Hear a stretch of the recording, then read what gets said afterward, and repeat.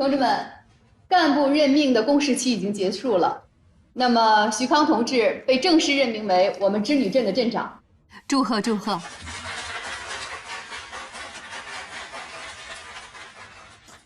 刚才会议的主题我已经讲过了，现在请徐镇长给大家讲话。好。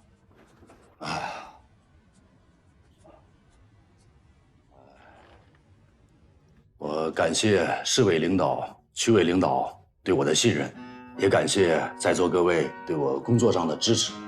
首先，我宣布一个好消息，省市区对我们织女镇这次的工程改造寄予了厚望。这么大规模的一次3合1改造工程，迄今为止在全国范围内尚属首次，具有了典型的示范意义。市委、区委决定抽调2600多名干部来我们织女镇，协助我们进行这次工程的实施改造。有这么强大的一支队伍的加入我们没有理由失败，我们一定要冲锋在前，全力以赴。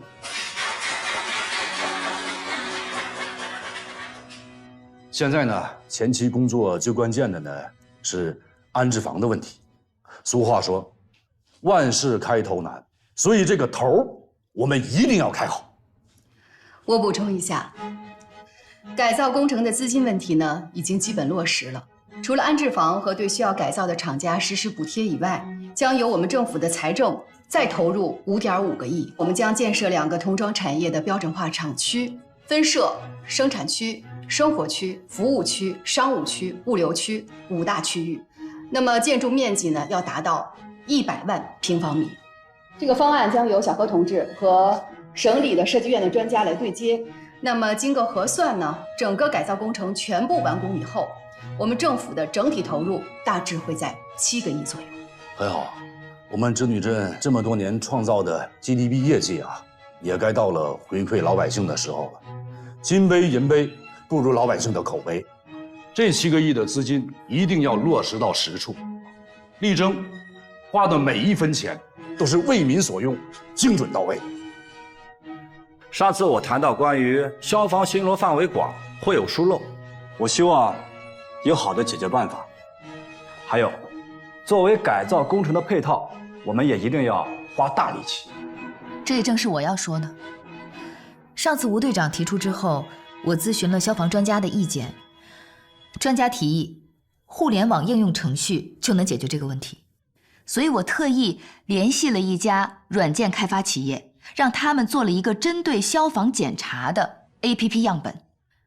接下来我就跟大家介绍一下它的功能。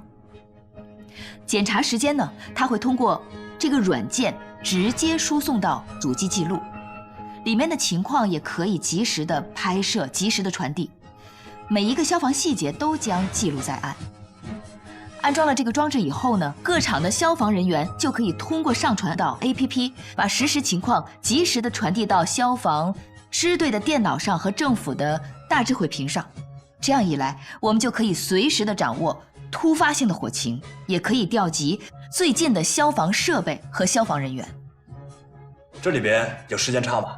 几乎是同时，原则是及时发现，及时处理。白经理，实在对不住，我嘴太笨了，怎么劝都没用。我这2个老乡还是要辞职。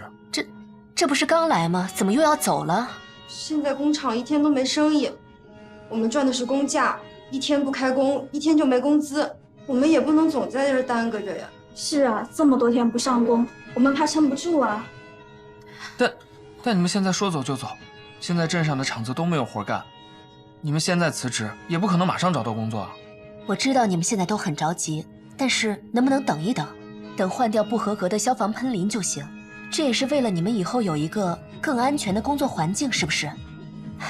我跟你们讲，我亲历过这里这几年的旺季，订单来了，到时候不怕没活干，手脚并用都来不及。可是现在问题是我们手脚一样都用不上啊。是啊。行，那这样吧，从这个月开始，我给你们发基本工资，1个月2800，还包吃住。等订单有了，我再恢复计件结算工钱。你们看这样行吗？白经理，我们的厂也是刚开张，这样花钱吃得消吗？没事儿，我对这个厂有信心，那我也希望你们对我白藕也要有信心。大叔，您看看。大姐，您好。谢谢啊，不要不要不要了。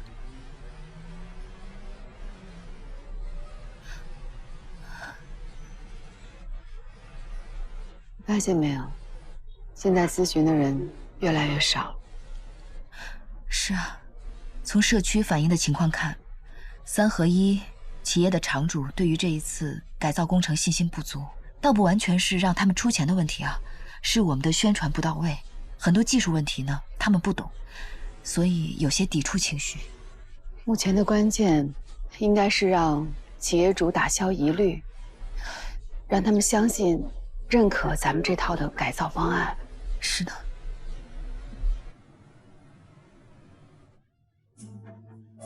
来来来，云雨羹，哎呦，来，接一下。夏老师，哎，来。哎妈，你坐。妈，你来了。刘总，来，夏老师，秦老师，哎，快坐，鲜肉月饼，来，坐吧。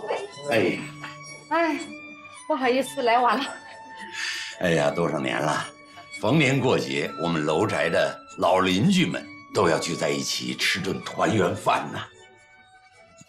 自从你搬出去之后，这是你第一次回我们楼宅过中秋，咱们应该表示表示啊。欢迎。惭愧，真的说来惭愧。哎，我是应该经常回来。我自从和老万搬出去住之后啊，我每年到中秋节那天，我就要跟他说，哎呀，知道我吃不到水蒸烧的银鱼羹，我就不搬家了。我今天啊，特地烧了银鱼羹。是啊，都要流出来了。是啊。刘总，咱们端起杯来吧。来，大家端起杯来。中秋快乐，干一杯！中秋快乐！中秋节快乐！快乐，祝露露学习进步啊！谢谢妈。你妈永远忘不了说学习的事儿。来，跟爸爸妈妈分点月饼。来，妈，爸，谢谢。谢谢。你说这个中秋节也真是稀奇了啊，万家人都不聚在一起，楼宅啊，谢谢妈，倒是热闹了。也不知道妈妈是怎么想。哎呀，妈呢对楼宅是有感情的。她这次到那儿去过中秋啊，觉得还是在打人情牌。她呢是想让小何到咱们宛城来。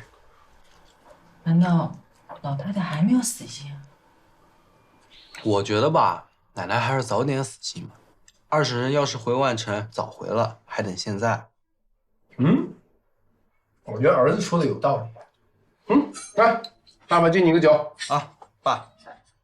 喝别的。对，白藕呢？哎，对，白藕呢？啊，他说啊，今天是圆梦童装厂开业之后的第1个中秋节，所以他想要留在厂子里面陪大家一块过节。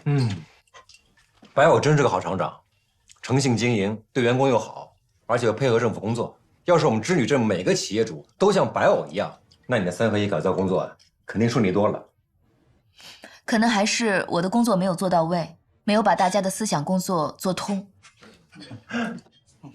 老百姓嘛，讲的就是实惠，是吧？你要治理3合1啊，他们就要去整合他们的厂房、库房、生产线、办公楼，那就意味着要停工停产了，企业赚不到钱，经济损失很大的。这个思想工作要做通也是不容易的。是。不过为了企业长远发展着想嘛，这3合1这把火啊，该烧的还得烧。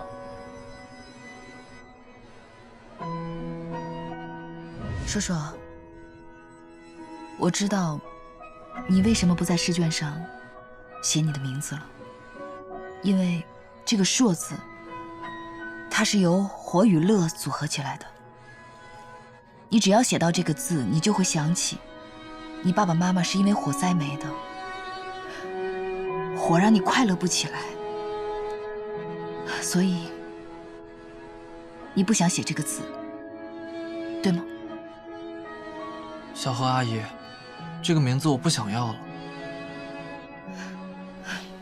我知道，所以啊，小何阿姨今天送你个新名字。新的名字？杨瑶。杨瑶？那场火灾已经成为遥远的过去了，你应该重新振作起来。你还小，路还长着呢，你应该遥想未来美好的生活。怎么样，这个名字喜不喜欢？我喜欢，谢谢小何阿姨。太好了，你要喜欢的话呢，我明天带你去派出所，把名字改一改，让你满分的试卷可以风风光光的拿出来让大家看。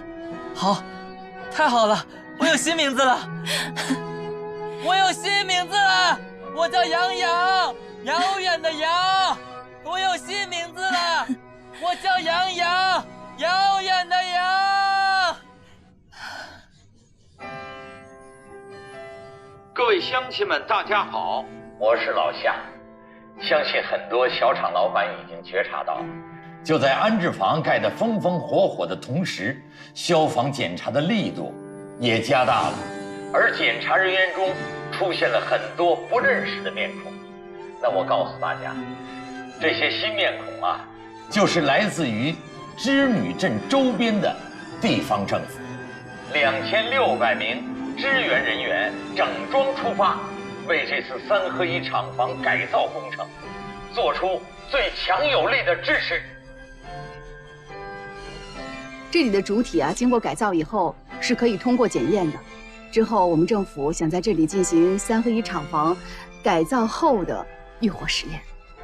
对，政府认为在这做实验有它的特殊意义。让活人进去，然后再点火烧，这太危险了，这是在拿生命做实验的。林书记、徐副镇长，有一句话叫水火无情。改建方案虽然在理论上是可行的，但是谁也不能保证在试验中不出现任何意外。我劝你们还是再慎重的考虑一下吧。是这样哈，吴队长，您看您刚才也说了，理论上是安全的。届时呢，我们几个领导干部也会以身作则，因为只有这样，才能够让企业主打消顾虑，接受我们的改造方案。所以也请您理解我们的良苦用心。好吧，林书记，我们全力做好保障工作。谢谢。亲自上阵。佳明，你放心，我相信经过改造后的3合1楼是绝对安全的。你怎么知道绝对安全？谁担保这份安全？你跟你们那个徐镇长说啊，这什么计划，立刻终止，谁也不应该拿自己的生命去冒险。万一失败了，后果不堪设想，你考虑过没有？我当然考虑过，如果失败了，那说明这个方案不可行，我们还需要另找方案。再说了，到时候消防车、救护车都会到位的，就算实验失败了，也不会危及到生命的。我说的就是万一中的万一，那大火燃起来之后，只要呛一口浓烟，人可能会被熏倒，就窒息而死。这些我都想过，可试验楼是严格按照3合1厂房改建的方案实施的，不会再有烟囱效应。而且我们在墙外还建了逃生走廊和逃生梯，不会有任何危险的。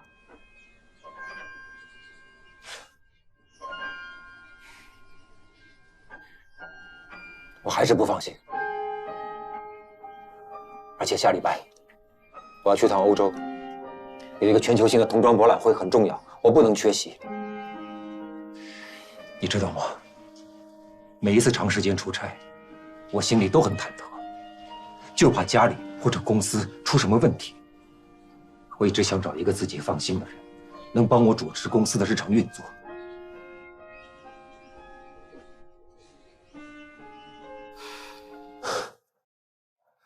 夏荷，你与其工作这么危险，你有没有想过认真考虑一下妈的建议，来完成帮我？佳明，你是知道我的态度的，而且现在这种情况，我是不可能辞职的。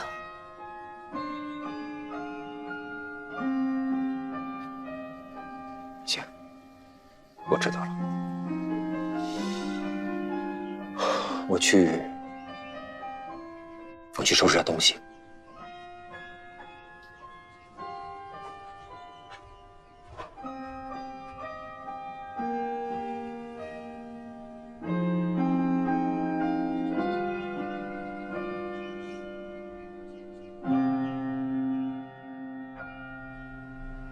这就是试验用的3合1厂房改建楼。据了解，镇领导近期将全部参加，亲自进入楼内，现场演示如何在已起火的厂房安全逃生。织女镇的这次改建在消防法中仍属空白，所以这次消防演习已引起各方高度关注。下面我请企业主代表跟我在楼内先睹为快。下面请企业主跟我进去参观一下。小何啊，你真要去消防演习啊？哎呦妈，没事儿，放心吧。水火无情这句话你们全忘了？镇政府的领导已经开过会了，都决定参加这次实验。我们就是要向镇里人证明3合1改造一定会成功的。哎呦妈，你要相信我们。你别吓我了，要烧还烧一锅。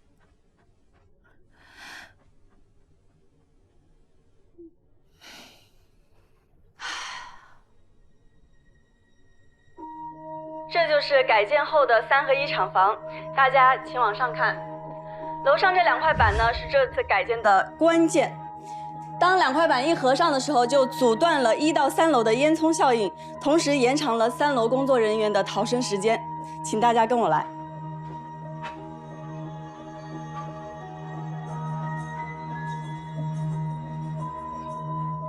下面呢，我们就要做一个简短的试验，请放烟。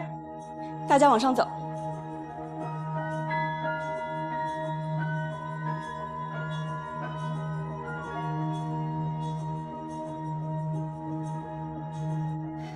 大家看，烟迅速从1楼窜到3楼，这就是烟囱效应。大家看到了，楼下的浓烟没有丝毫进入到我们3楼的空间，这就是阻断了烟囱效应的结果。大家请往前走。经过改造呢，厂房内安装了发生火灾的预警系统。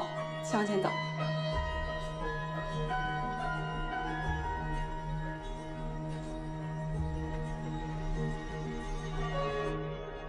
这就是经过改建后，我们在楼体侧面增加的发生火灾时的逃生通道。请大家跟我来。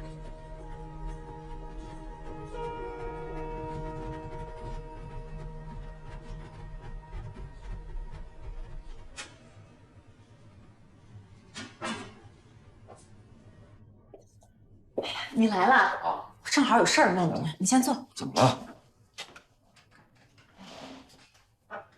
我问你啊，现在外头人都在说你们镇政府搞什么实验楼，所有领导干部都得参加演习啊？啊，有这事儿。也包括你吗？那肯定的呀，我是一镇之长，谁不上我都得上。这么不要命的主意是你想出来的？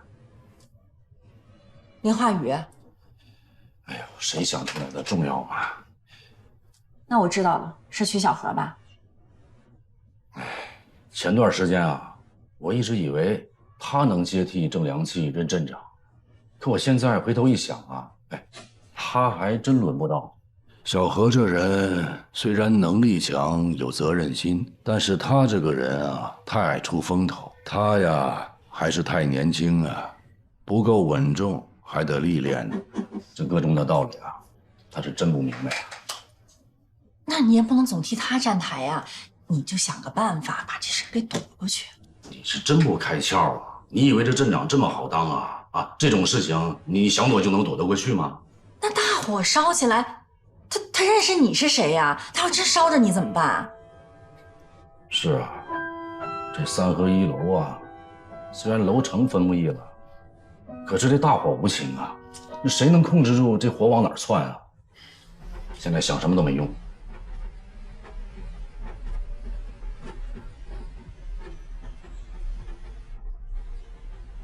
林书记，根据我们专家组对这种试验楼的技术分析呢，我们认为是可行的，而且安全性也是有保障的。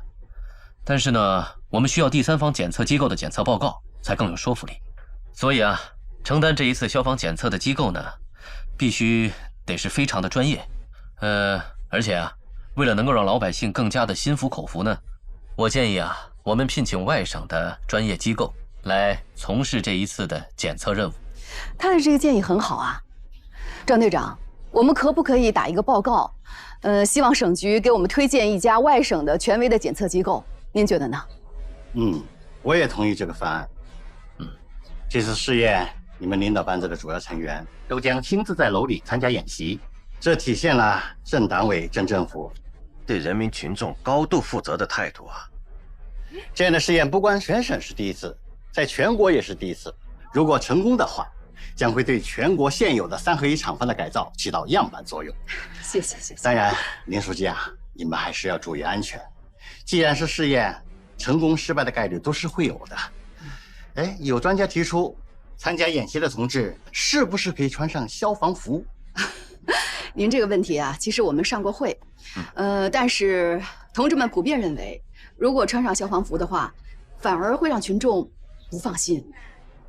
既然我们的改造方案是有科学根据的，而且我们的改造工程也是真的做的一丝不苟啊，我相信我们的安全是一定会有保证的。我们都是快乐童装厂那次火灾的幸存者，有的人回到了老家，那留下来的，我相信你们对织女镇都是有信心的。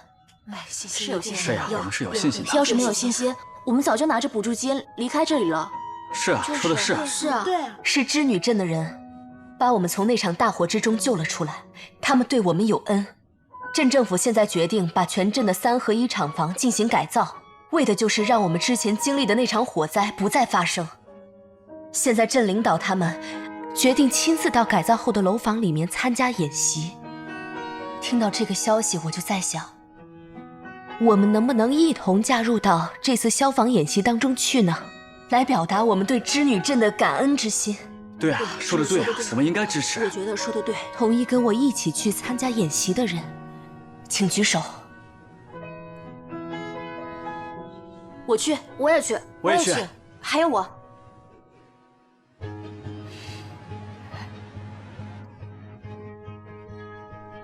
争论已久的3合1改建方案是否能真正起到消防安全的作用，就要看今天的演习结果。现在我们看到，各工作组派出的技术人员已经架好了检测仪，消防部门、建设局、国家安监总局组织的全国各地工业强镇数十位相关人员已经到达现场做实地观摩。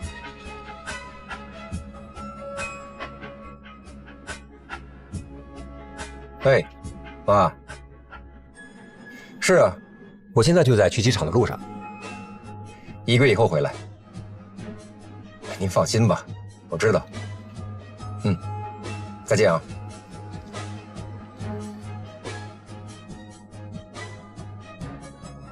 在老百姓的概念里，眼见才能为实，所以这次改建是否能真正起到安全防范的作用，就要将第一把火从领导干部自己身上烧起。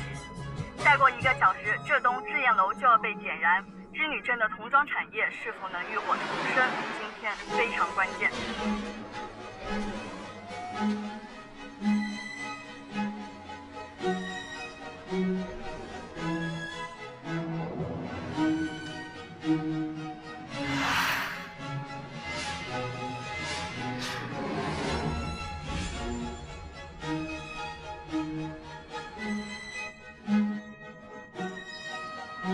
好，大家对一下时间，现在是上午8点45分。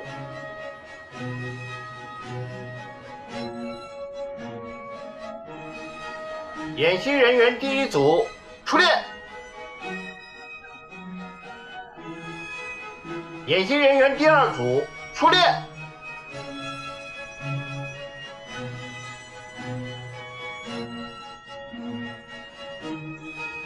演习人员第3组出列。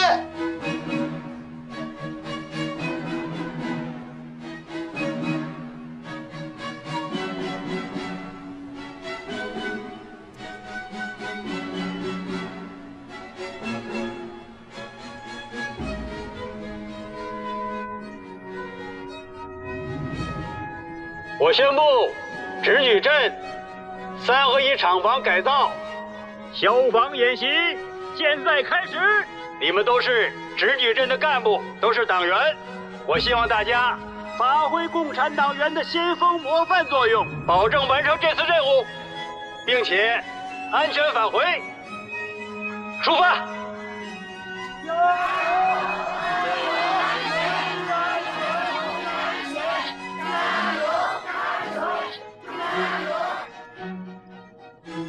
此时此刻，队员党委书记进入战备状态，向右转，跑步走。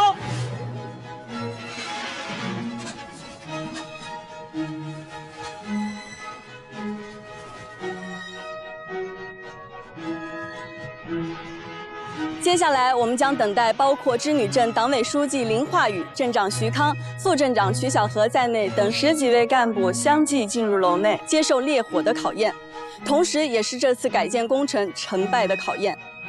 接下来，我要报道一则感人的消息：在这次消防演习的试验中，还有一组人员主动要求参加。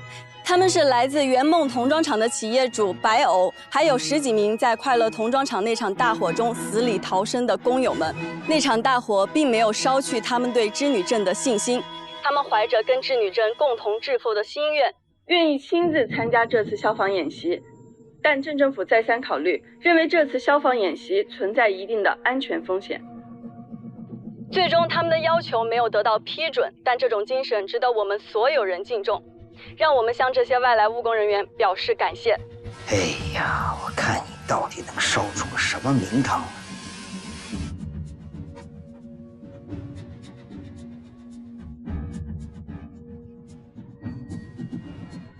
都正常吧？哦，正常，书记。宋书记啊，如果这次演习成功，也算是为织女镇做了一件大好事啊！但愿一切按照计划进行，不要出任何差错。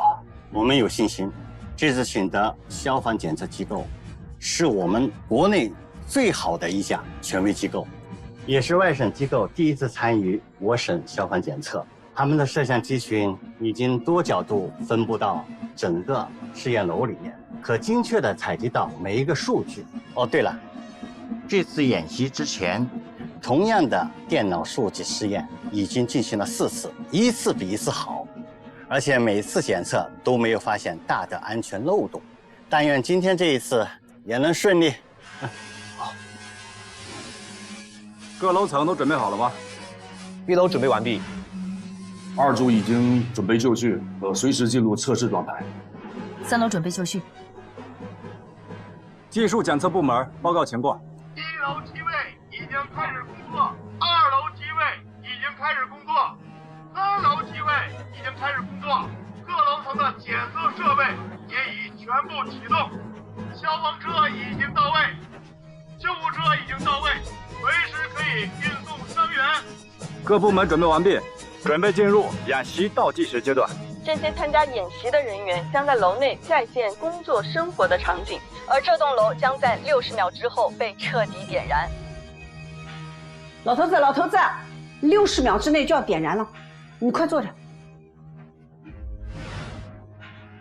所有工作人员撤离失火现场，切断电源。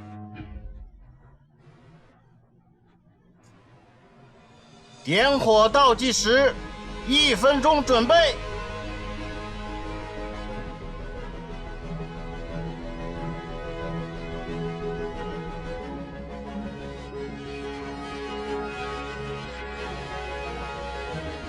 点火以后呢，尽量捂住口鼻，尽量的跟低。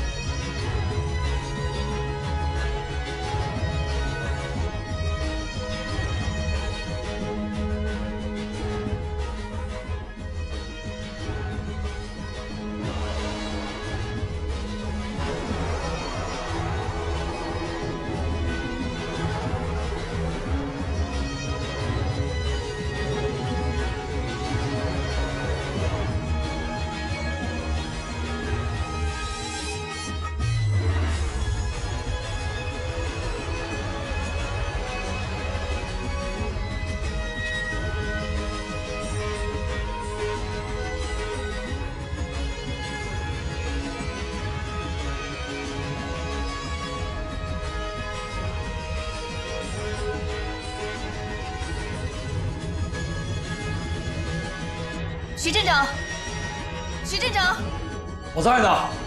注意安全，你们。你们也注意安全。好的。来，准备，关。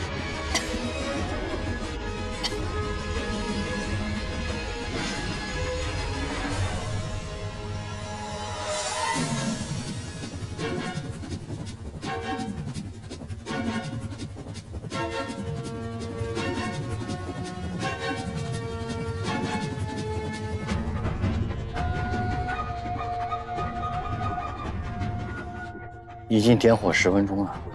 这是徐镇长失火前让我们转交给宋书记的。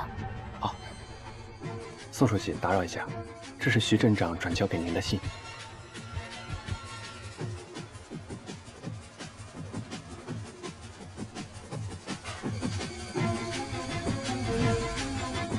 本着对人民群众极端负责的态度，我要亲自在这栋楼里参加演习。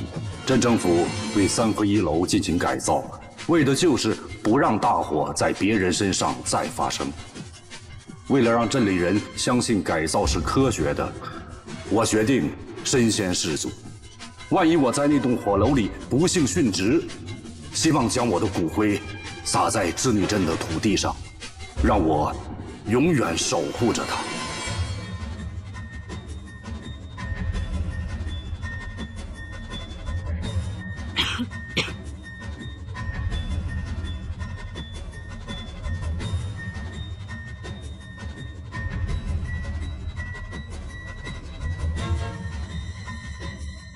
小何在几楼啊？在3楼。 1楼时间到。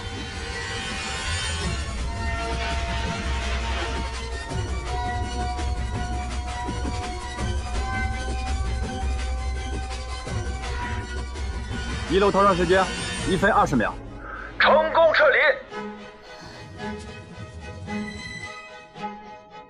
正如我们大家所看到的，演习时间已经过了19分钟，起火的1楼人员已经安全撤离，因为楼道已经被水平封死，阻断了烟囱效应，延缓了火势上窜的速度，所以工人还是安全的。小何在3楼呢。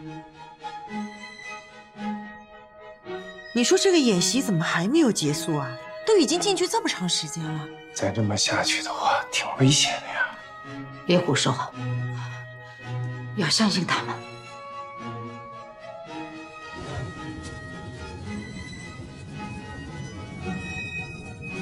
2楼时间到，大家撤离。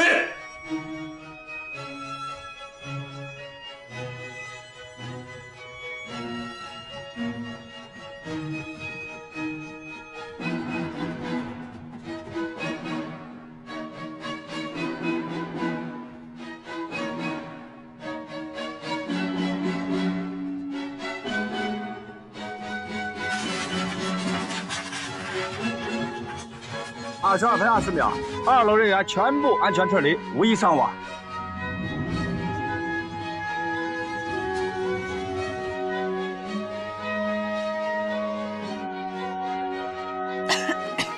没事吧？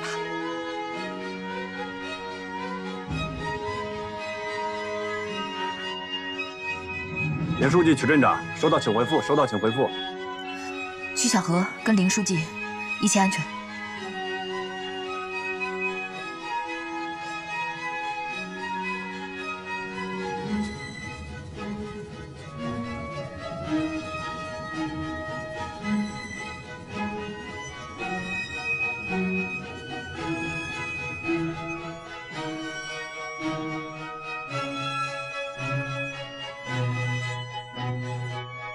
时间已到，可以撤离。林书记，走，快走。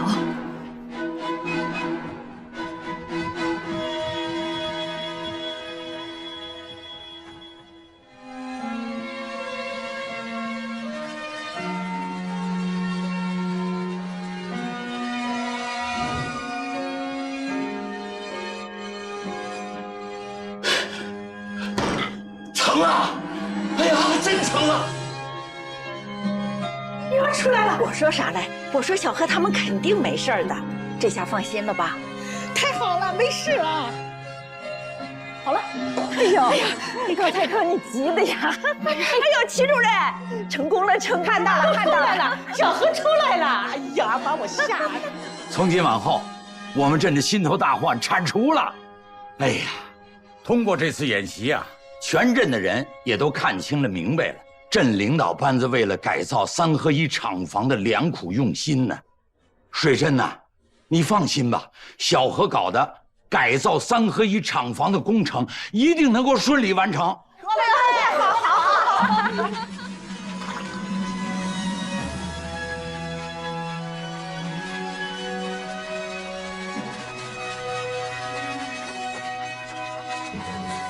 整整30分钟，所有人员安全逃生。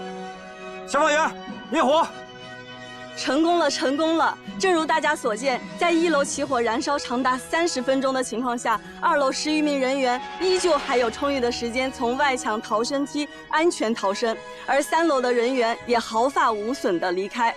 眼见为实，今天这一次消防演习意味着织女镇的童装产业拉开了崭新的一页。3合1厂房改造结束以后，我们的产业将有一次更高远的腾飞。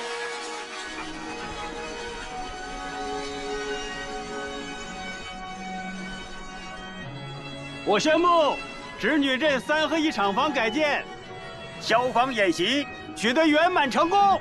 我代表市委市政府向你们表示热烈的祝贺。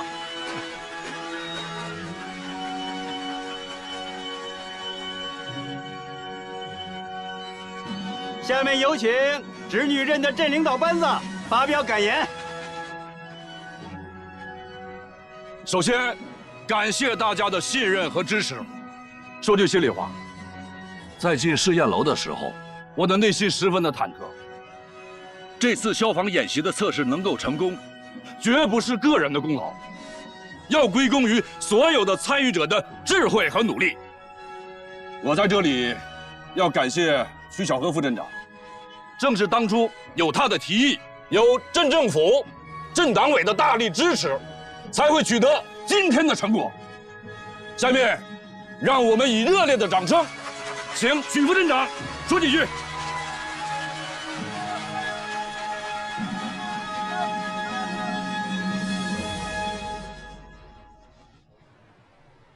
今天的演习虽然成功了，但是我认为我们后面的路还很漫长。刚才我在试验楼的时候，心里非常的难过，因为我想到了当年兄弟姐妹的惨痛教训和被大火吞噬的惨状，所以我一直认为3合1厂房的改建是有必要的，因为这样可以给大家带来一个安全的生活环境和工作环境。只要大家能够全心全意地配合我们的工作，来配合3合1厂房的改建，我相信我们的童装产业一定会很快地恢复生机，再创辉煌。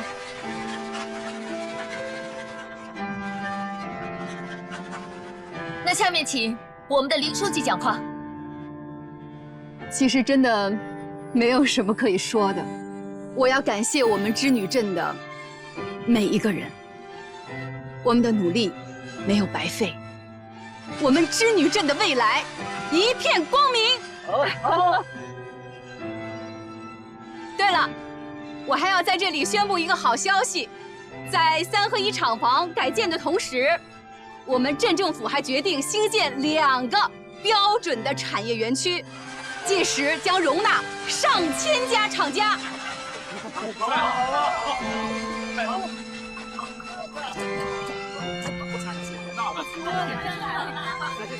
谢谢，谢谢你，谢谢你，谢谢，谢谢你，谢谢。你看他们俩，谢谢，谢谢。大兄弟辛苦了，谢谢。佳明，你怎么回来了？我把机票改到明天了。为什么？放心不下你。傻瓜，还真以为我回不来了？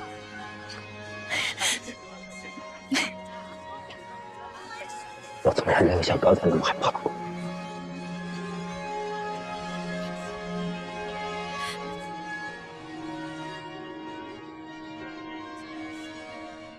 哇，你们俩可还真是无时无刻不秀恩爱。放心吧，一切都很顺利。谢谢你们啊。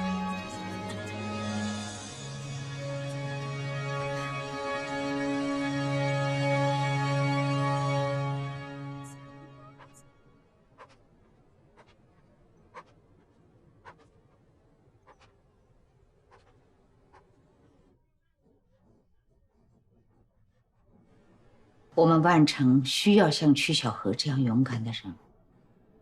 他不来万城工作是我们的损失，可是他态度很坚决。哎呀，难道就没有余地了吗？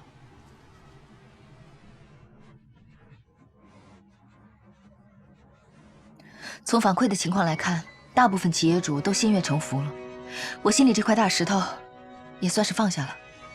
从明天开始，政府就要全面投入改建工作。你呢，也要去欧洲了。像这样安安静静散步的日子，看来又要等很长时间了。怎么了？你走进实验楼的时候，我真的特别害怕，我怕以后再也不能这样抱着你了。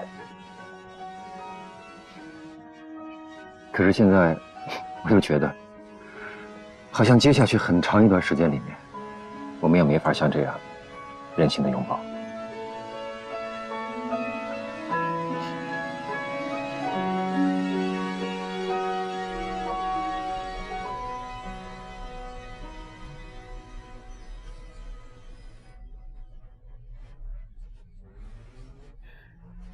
1万座3合1厂房就是1万座堡垒。从今天开始，我们才可以说这场战役终于开始了。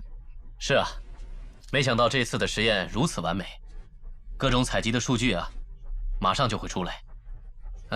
各位领导还不知道吧？国家消防总局派来的一批专家并没有露面，他们一直以旁观者的身份，考察着织女镇这个改造工程的方方面面。这次火烧试验楼啊，他们也来到了现场，并且亲眼目睹了整个过程。这次实验非常震撼，我也非常感动。我准备把数据带回北京。好啊，太好了，太好了。那边看看。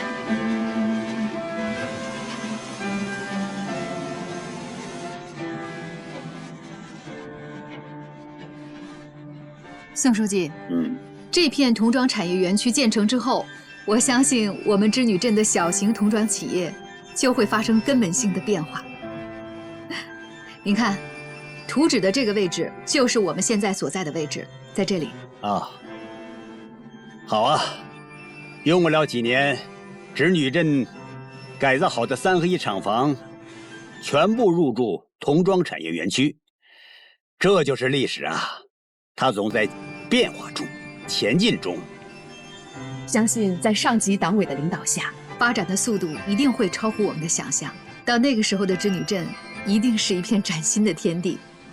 不久前我们还在为织女镇的童装产业是砍是留，在争论不休，在担惊受怕。现在都好了，只要不折腾，一切向好。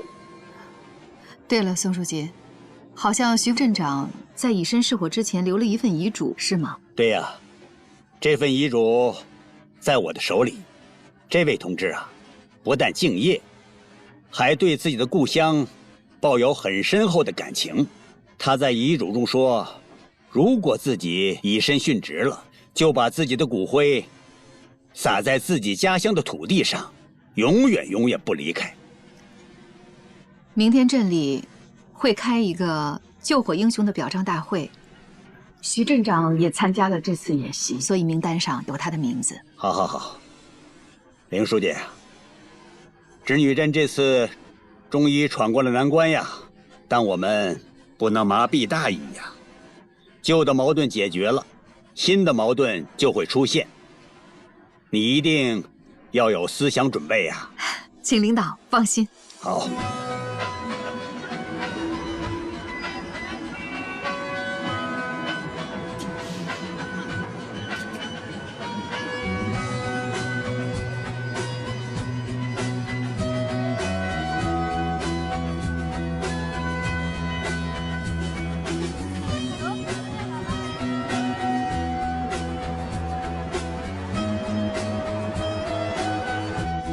上个月的出货量还是可以的啊，面料供应也很充足。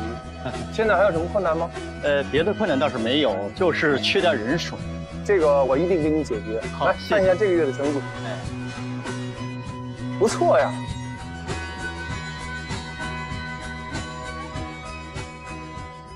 各位，这3个月的3合1改造呢，取得了初步的成果，而且智能消防系统也正在安装当中。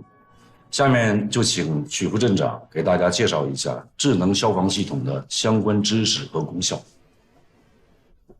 在原有的消防检查手机 APP 的基础上呢，新开发的智能消防系统正在全镇安装中，所有企业的消防设备都将安装传输芯片，这样一旦发生火情，动用了消防器材，那就会第一时间将使用的信息反映到防火网格人员的手机上。这套智能的系统啊，及时有效地对火灾起到了监控的作用，再也不用采取人肉战，需要人为24小时连轴转查询的时代将彻底终结。我也代表省消防总队传达一个好消息：织女镇这次的消防改造成功，不仅为全国10多万家3合1企业的改造积累了经验，也为国家的消防法的修订提供了可靠的依据。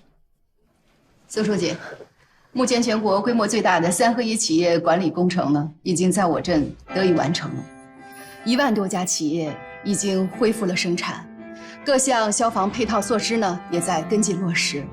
可以说，我们用了1年多的时间改造整顿，终于迎来了我们织女镇又一个春天。是啊，就在上个月，由林书记带头规划的织女镇全新的标准工业园区已经全面动工了。等园区竣工之后呢，会有数千家童装企业搬进去。到那个时候，我们织女镇就会变得繁花似锦，春色满园。这是我多次到织女镇呀开的最顺心、最高兴的一个会。在这里啊，我代表市委向完成了3合1改造的织女镇表示祝贺。同时呢，还是要再三强调，消防治理的成功，并不意味着织女镇未来的发展会一帆风顺。我们的前面呀，也许还有更多的艰难险阻，所以一定要保持清醒的认识。新的旺季到来了，到织女镇下订单的经销商比往年是多了好几倍。白总，我记得啊，去年你是主动的到我们万城找到我来谈合作，今年呢要倒过来，我们万城集团正式向圆梦童装厂提出外包合作的意愿。很抱歉，我暂时不能答应跟你们的合作。为什么呢？万总，今年万城的订单数量可能是翻了1倍，但是对于我这样一个刚开张1年的新厂来说，那是翻了10倍都不止。招聘工人难，进原料也难。不是我不想接这个单子，是我实在是腾不出人手来接。我是终于知道圆梦童装厂迅猛发展的原因了。换了别的厂，我亲自出马，他们一定会把我当成那个财神爷一样供起来。只有你，因为生产能力无法把握而拒绝我，这说明你的责任心。白总，我有种预感，将来的织女镇，万城集团最大的竞争对手就是圆梦。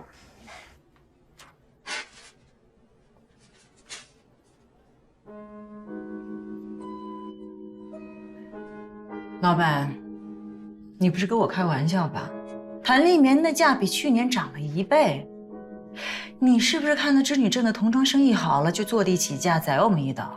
陆总，咱们可是10多年的老交道了，我怎么可能会宰你万城一刀呢？主要是今年的棉花产量低，是小年，所以所有的面料全部都在涨价，涨价的可不是我一家啊。您如果不相信我的话，您可以到外面去打听打听。我打听什么呀？你的面料涨价，我的童装单价不能涨，这是之前签的死合同啊！你这是明显让我亏本啊！陆总，您这话就严重了啊！亏肯定是不会亏的，大不了你就少赚一点嘛。据我所知，你们今年的订单可是创了新高啊！您如果仔细的算一算的话，今年的利润肯定要比往年还高，你说对吧？算好了嘛，白老板。不对呀，你们怎么还在涨？这半年里面都涨了3次了，你们是不是有点过分了？没办法，现在这条街生意这么好啊，大家都在涨啊。不是大家都在涨，这整条童装街上的托运生意都被你们一家给垄断了，价格还不是你们说了算。你知道就好，看破不说破，这才是聪明人。你别管我有没有看破，涨价总得有个正当理由，不能是少一家物流公司你们就涨一回吧？不是白老板，你跟我说这么多有什么用？啊，价又不是我定的，你有什么想法你去找我们熊老板去。我现在就问你一句话，这趟车你是走还是不走？这趟车的钱我先付了。怎么还点啊？快点！织女镇芝麻一点大的作坊，都能找到进面料的渠道，我们万城还会找不到吗？今年煤料价格猛涨，我进原料的时候也遇到同样的问题。成衣订单都是在进原料之前老早就签订好的，所以呢，定价呢都是按照原来的原料的成本进行核算的。一共签了多少单？5万手，都是冬季的新款。哦，那如果还是按照原价给经销商，我们的损失有计算过吗？哎呀，如果是指的纯利润的话，可能刚刚好支出费用打平。诚信第一呀，这个亏我们还是要吃的。5万手啊，这不是白折腾了吗？一分不挣。以长远算呢，赚个口碑也好。按照今年的发展趋势，我们的利润能翻一番的。所以啊，这些损失没必要太计较。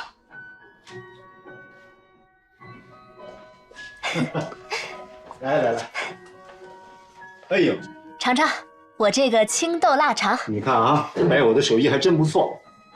舒儿，你以后有口福了。白友，舒儿把你的情况呢都跟我说了，我和你王叔叔商量了一下，也做了准备。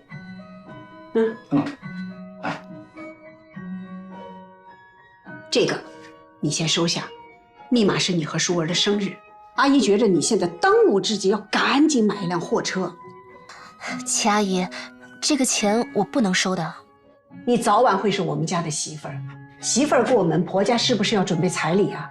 这个就当是彩礼了。就是了，白友你别误会，我妈是真的想帮你。我知道阿姨的用心。阿姨，我跟舒文交往，我看中的是她的人品，即便以后结婚，这彩礼钱我也不会收的。这样，白友，你给阿姨写个欠条，就算阿姨借你的，等你什么时候赚了钱了再还我，这总行了吧？对。好，谢谢齐阿姨，谢谢王叔叔。哎，来，吃饭。你真的甘心我们白做那5万手棉衣啊？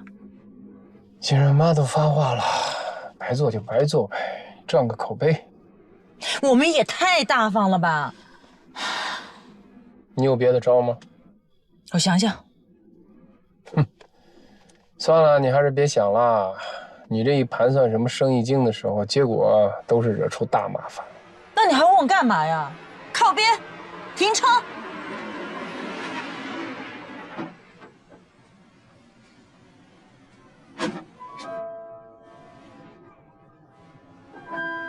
干嘛去啊？我透透气。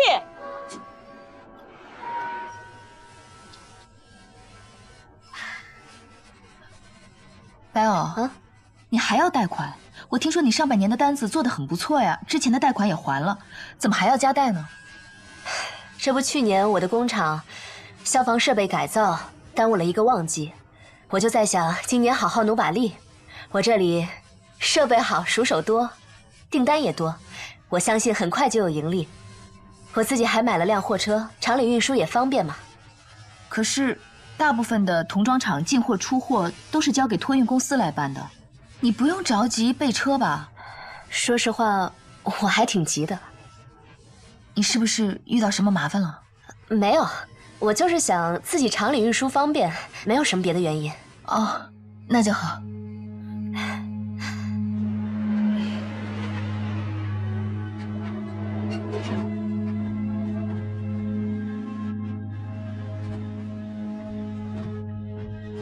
快下来！快！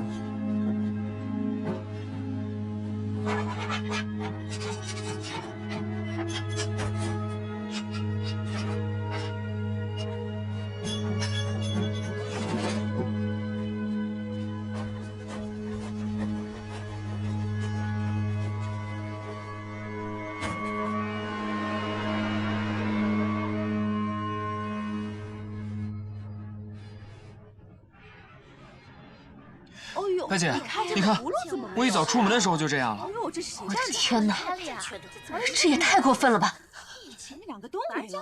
这谁干的？这是监控录像里面拍到的，在圆梦童装厂门口堆砌障碍物，影响人家正常营业的，就是你们天宝物流的员工。这个你怎么解释？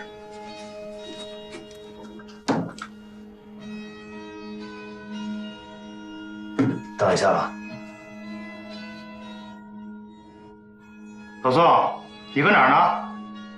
赶紧回来，有事找你，快点！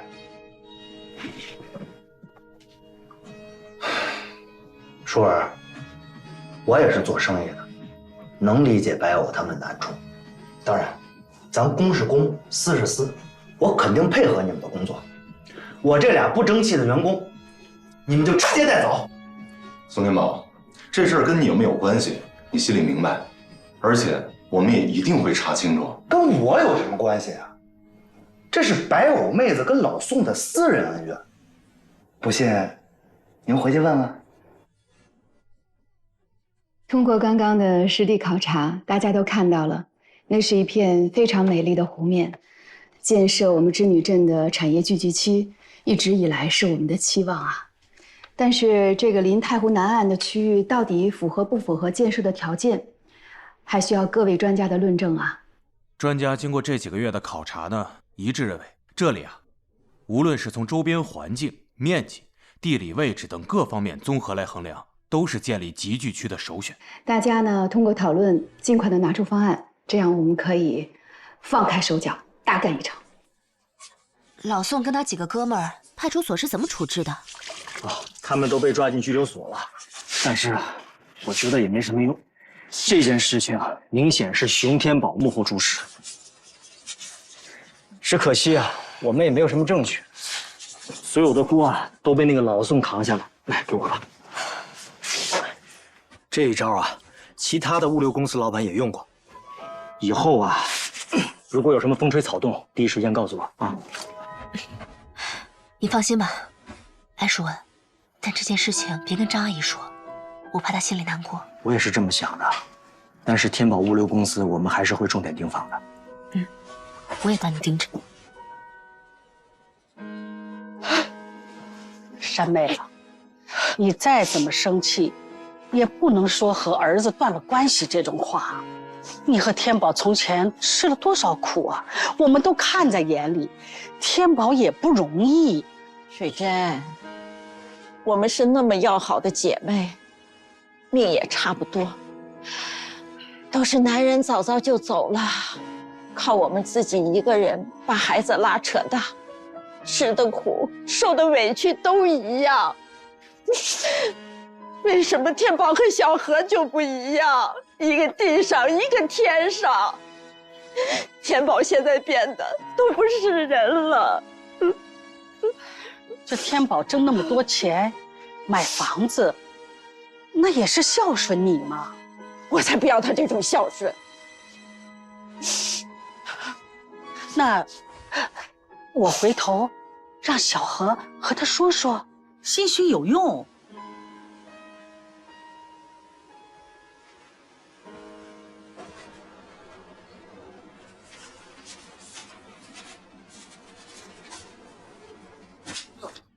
价格没问题的话，单子就给你做。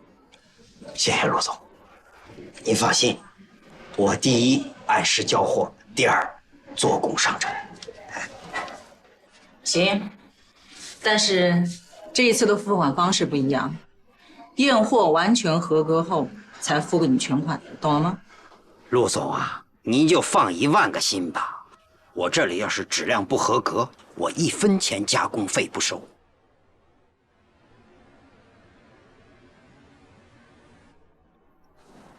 你这难得来我这一趟，尝尝我这上好的景正白茶。真没有想到天宝还会品茶啦。我们从小是一起在楼宅长大的，作为你的邻居，你的朋友，我今天特意过来找你聊一聊。你知道你最近做的许多事情，让你妈有多伤心吗？小何啊，你好不容易来我这一趟，就是为了教育我是吗？谢谢您的关心，我妈昨天刚骂过我。你不要谢我，你应该去感谢你妈。你妈这么大年纪了，还天天挑着个担子去摆摊，不就是为了减轻你的负担吗？天宝，你能不能老老实实做点生意啊？老老实实的做生意。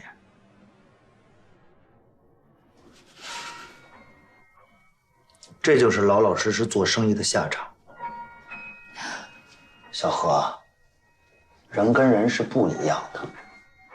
我们都出生在织女镇，都住在楼宅，都从小就没了爹。现在呢，你刚回来就当上了副镇长。我呢，我想老老实实做生意的时候，每天都被人按在地上打得头破血流的。小何，不是每个人都有你那样的运气。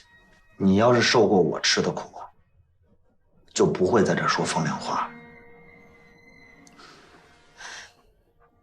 刚才你去了他公司，天宝怎么说呀？我劝了他半天，好像天宝还是听不进去。哎，如今的熊天宝已经不再是从前的熊天宝了，就连山妹阿姨跟他说的话他都不听，我们跟他讲那些大道理更是没用。可是，如果他一再触碰法律底线，我相信公安机关是不会放过他。如果他真的做了违法乱纪的事情，你们公安部门必须要管下去。但是天宝跟我们是邻居，又是从小一起长大的，我们能够帮他就多帮帮他吧。说心里话，我挺心疼山妹阿姨的，这几天她总是气得胃疼。真是希望天宝能够多体谅体谅他妈妈。是啊。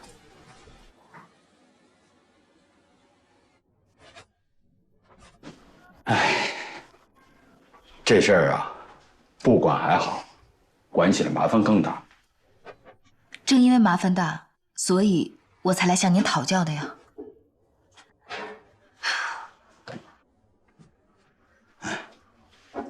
谢谢。织女镇原先做童装作坊的大多都是本地居民，但是物流行业呢，基本上是外来人口。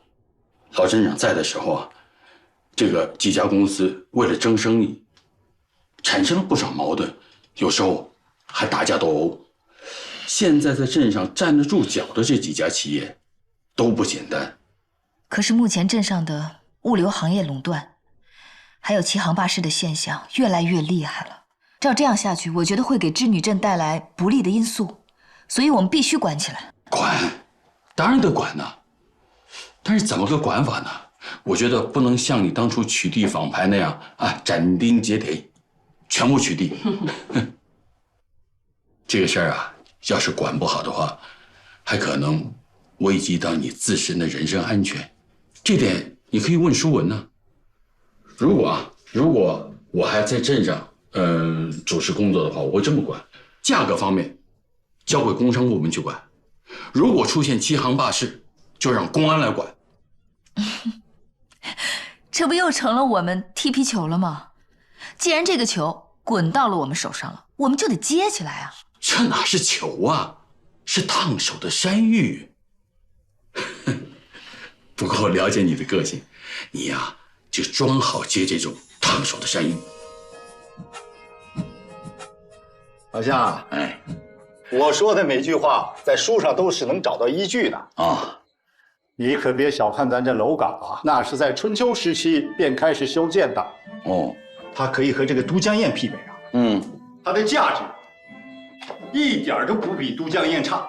嗯，之所以到现在还存在，那说明它有顽强的生命力，可以永存下去。我发现这图上的楼岗像一把梳子啊。哎，过来了，还真是。王师傅。您收了笔架之后，专门画这些楼岗图，是想用来干什么呀？小何，你小时候老在河边游泳，那是干什么呀？我没想干什么呀，我就是喜欢。哎，这就对了，喜欢。你王叔画这个楼岗水系图也是喜欢。哎呀，我游过织女镇大大小小的每一条河。但是从来没有想到，这大河小湖之间有着千丝万缕的关系。哎呀，看来这小何是有点懂我的意思了。小何，等你哪天有空了，我带你到太湖边的1楼水闸去开开眼。真的啊？是。那太好了，咱们说定了。说定了。来，小何，为你王叔画这个楼岗水系图干一杯！干杯！干杯！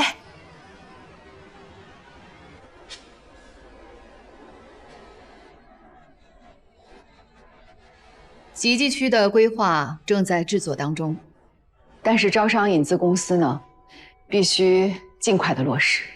无论是优质的产业也好，或者有实力的投资商也好，把他们吸引过来。薛镇长，这个领域您是擅长啊？啊，这个我一定会全力以赴的。同时，我还有一个个人的想法，想和你们商量。你说。都说这个经济唱戏啊，还需要文化搭台。我们现在织女镇有了童装城，如果再配套一个童乐城，在集聚区里建一个儿童乐园，增强它的文化功能，那这对招商引资也是很有利的。童乐城非常好，我们可以尽快的上会，让大家拿出方案来。小何，你有什么想法？林书记，这个集聚区划定的区域，专家确定完全没有问题吗？问得好，你有什么具体的想法？前几天我在王传颖先生那儿看到他亲手绘制的太湖楼岗图，那图中的楼岗跟我们规划图里的区域好像是同一片。是吗？哦，这太湖楼岗啊，是我们这一带的乡村特色，连绵上百里。现在呢，沿湖地区啊有搞这个工业园区的建设，大多选址在这儿，因为这一带呢有运河和太湖的交通便利，再往纵深走呢有数条国道和高速公路啊纵横交错，所以呢各地的工业园区都会选址在这儿，这也是有共识的啊。我们织女镇啊，曾经在集聚区的选址方面啊，也在全镇范围内考察了不下7、8家这样的区域。经过专家审核呢，认为这一带是最合适的。至于它的优势在哪儿呢？规划书里有专章论述啊，小何同志可以看一看。啊，好，好。哎呀。哎呀，熊老太太，哎，这是孝敬您的啊。熊什么？您不是熊老板的妈妈吗？谁是熊老板？熊天宝，熊老板。哦，天宝啊！山妹啊，山妹，哎，有人找。谁啊？她是熊老板的妈妈。不像啊，我觉得还是您像天宝的妈妈。天宝不是我儿子，我也不是他妈。你看，你看，她就是天宝的妈，他们在闹别扭。哦，熊老太太，哎呀，你看别生气，来，坐。哎呀，老太太，你看，这是孝敬您老人家的啊。老太太是这样哈，那个熊天宝熊老板在我们镇上那可是响当当的人物，他把所有的运输公司全都收购了，这叫垄断，知道吧？垄断是什么意思啊？那就是他想要多少钱，我们就得给多少钱。可是我们是个小服装厂啊，我们的货运不出去，外面的车也进不来了，那只能用他的运输公司。那价格太高了，我们付不起啊，工人都发不了工资了。熊天宝呢是天不怕地不怕，就怕老太太手里这根棍子，所以求老太太规劝规劝他，给我们降降运输费，放我们一条活路吧。你给劝劝啊！哎呀，这宅子真好看呐！听见了吧？送了这么多的礼，是让我打我儿子。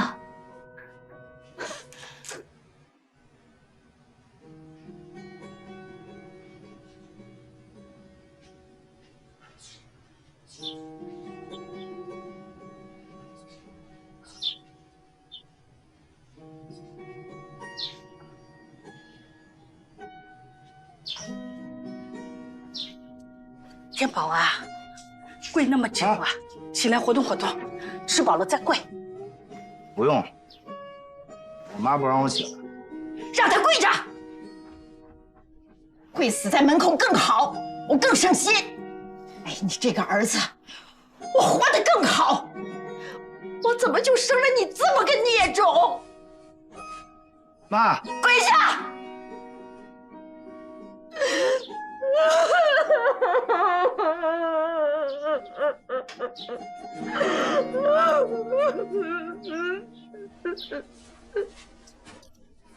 我看到这批待加工的衣服啊，就让姚倩查了所有的订单。你跟我说实话啊，你是不是又跟那个金斗童装厂签了外包的合同？是啊，既然你已经看到了外包的订单了，那上面的单价你也应该看得很清楚了，都是老价格，不吃亏。我现在担心的不是价格，这个面料的质检过不过关，我这个是最担心的。除了面料，其他的原料都是我们万家自产，这下你该放心了吧？那面料为什么不质检呀？第一批货进来的时候，我已经抽查了，全部都过关了。哎，就是老曹那个面料都是涨价之前进的，后来又搞什么3合1整治，他去年的棉衣订单啊都跑了，而且呀棉料啊都压在仓库里，所以才愿意给这么低的价格给我们外包啊。你觉得怎么样啊？你亲眼看到了？我不亲眼看，我能想的。哎呀，老太太呢是再三强调不能找代加工，我现在一听到代加工这3个字儿，我头晕。你不找老曹，别人也会去找。再说了，现在棉料啊价格飞涨，特别是3合1整治之后啊，哎呀，1万几千家小童装厂都活过来了，我们拼得过人家吗？这叫饿狼战术。企业大，成本高，要是输在价位上，生意都被那群狼给抢去了，你甘心呀？哦，还有那个什么圆梦童装厂的白藕，你还知道吗？一个不到30人的小厂都敢推我们万城的单子。说的有道理，质量确实能保证是吧？确实。那就这么干了。但是有一点，你这个大嘴巴给我悠着点，千万不能让老太太知道。知道了，不会说的。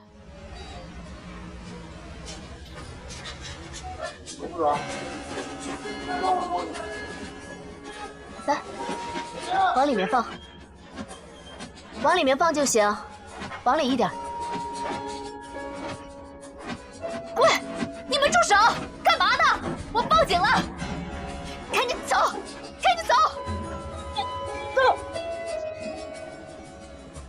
事吧？慢点，没事吧？熊天宝啊，你有本事你就弄死我，你搞不死我，我去跟你没完！曹静海，你这个话可不能乱说呀！刚才打你那些人，你哪个眼睛看见里面有我了？再说了，我只是从门口路过的，我想进去帮你的，可是我这个腿不好啊，我进不去啊。熊天宝，你太欺负人了吧你！哎呦，妹子，谁说我过分都可以，但是你这个话我忍不了啊。你想一想，我天宝物流公司有多收过你半分钱吗？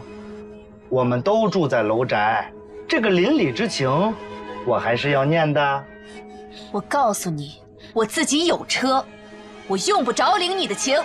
好，你可以不领这个情，过去。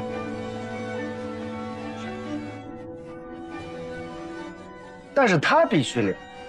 你跑到楼宅给我老妈送礼，求着我老妈打我，我妈让我在门口跪了一宿啊！我现在腿连路都走不了了。可是我熊天宝怎么做的？还是老老实实的跟你谈生意。这份情，你是不是得领了？是不是得感谢我呀？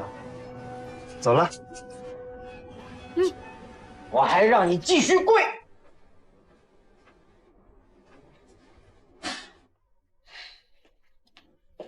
打老曹的几个人都被抓住了，但是没有一个人把熊天宝供出来的，都说是口诀纠纷。哎，真没想到你们楼宅能出这么个祸。没办法，眼下确实没有证据能够证明他犯案了，但是他如果以后继续做坏事，一定会暴露的。咱们接着听。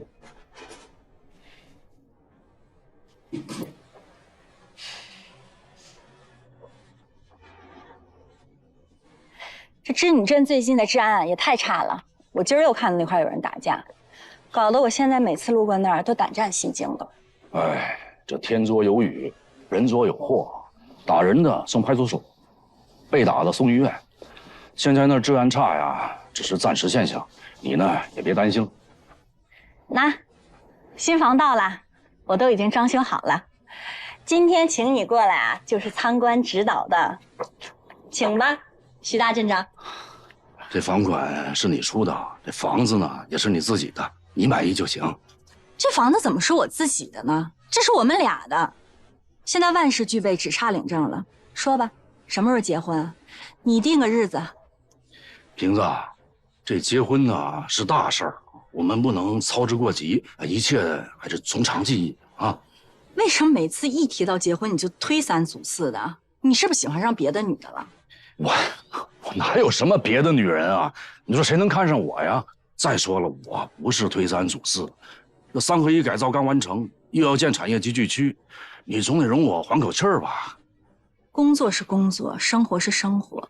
人家曲小河当副镇长就能结婚，怎么到了你徐康这儿就不行呢？哎，他是他，我是我，每个人的追求能一样吗？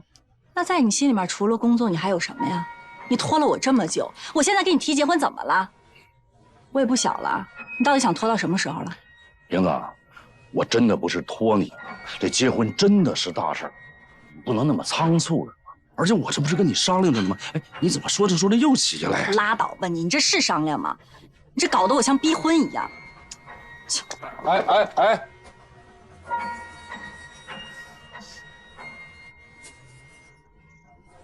哎！新房就在那儿，你爱看不看？你要是不满意啊，给它拆了我都不拦着。这又说那话，哎，你觉得这样有意思吗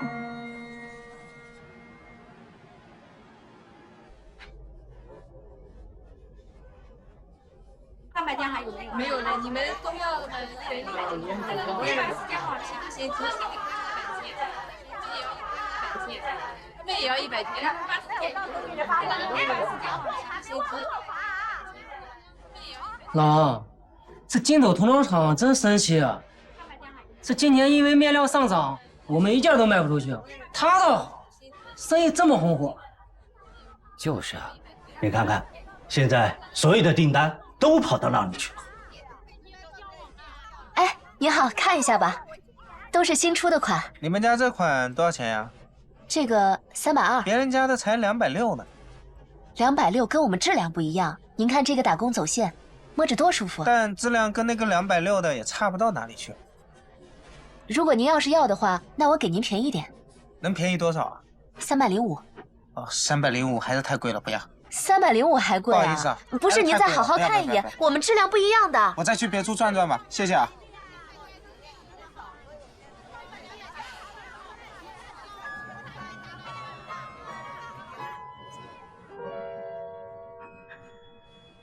曹建海，生意场上有生意场上规矩，是不是？